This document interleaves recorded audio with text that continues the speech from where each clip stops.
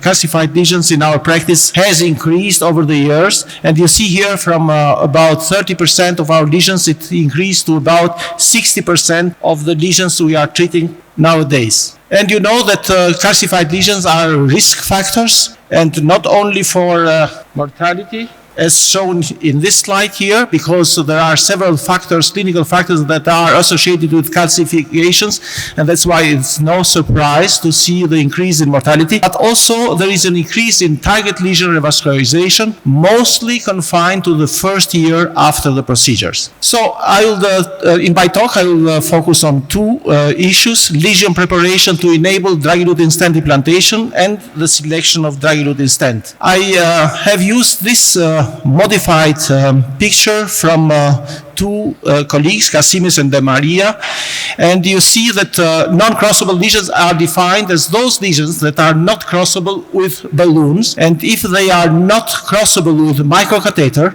then the figure shows that you have to use rotational atherectomy, orbital atherectomy, and if it is not crossable with microcatheter, you have to use direct wiring after putting the microcatheter up down to the lesion, or to use Viper wire or laser technology. It depends on the experience of the center, of the experience of the operators, and the availability of the technology in the cath lab, what you are using in these cases. After that, you look at the optimal balloon expansion, and if it is not achieved, you have to use other technologies like intravascular lithotripsy balloon or super high pressure balloons. So just to show you, to demonstrate what is done in our center here, this is the first case, a male of 57-year-old, and you see here they occluded the CTO of the right coronary artery. Here we crossed the lesion with wire, but we didn't cross with a balloon, and that's why we prepared the way for the guide liner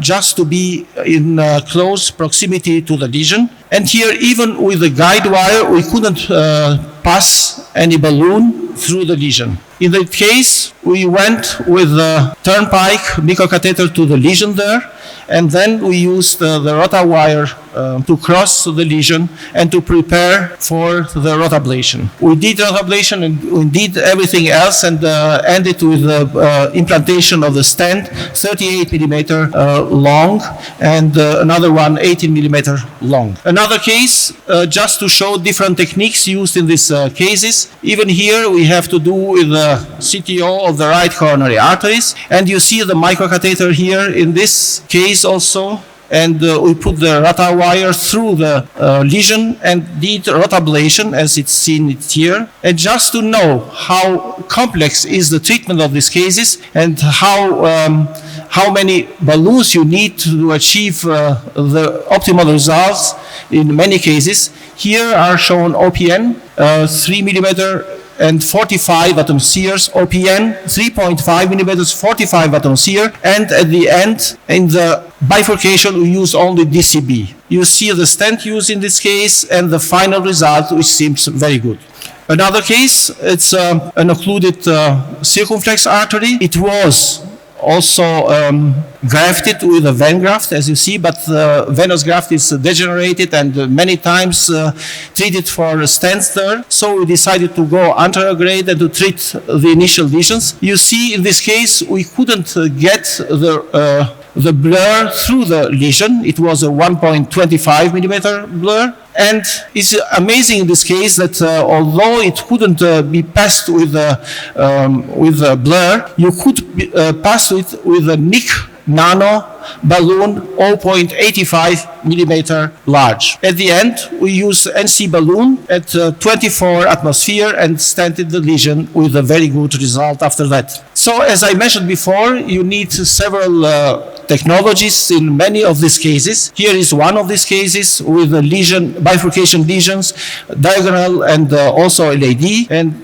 just to make the inventory of what we used for this case in 1 hour and 45 minutes of procedure, you see the list here used for the diagonal branch with many NC balloons, rotablation, and OPN, shockwave. So there is a combination of all technologies available in our lab to get the result you see in this picture here. The second point is what to select, what kind of drug-eluting stent to select in these cases. And the rationale for making a selection of the drug-eluting stents is exactly that lesion calcifications increase the risk of polymer coating cracks and embolism, as you see in this picture. And this is true also for biodegradable polymer-based drug-eluting stents, as shown in this study.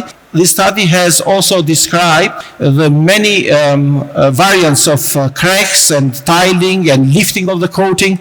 All of them represent a risk factor for having occluded side branches or main vessels. And the question is a polymer-free drug-eluting stent a better solution for calcified lesions?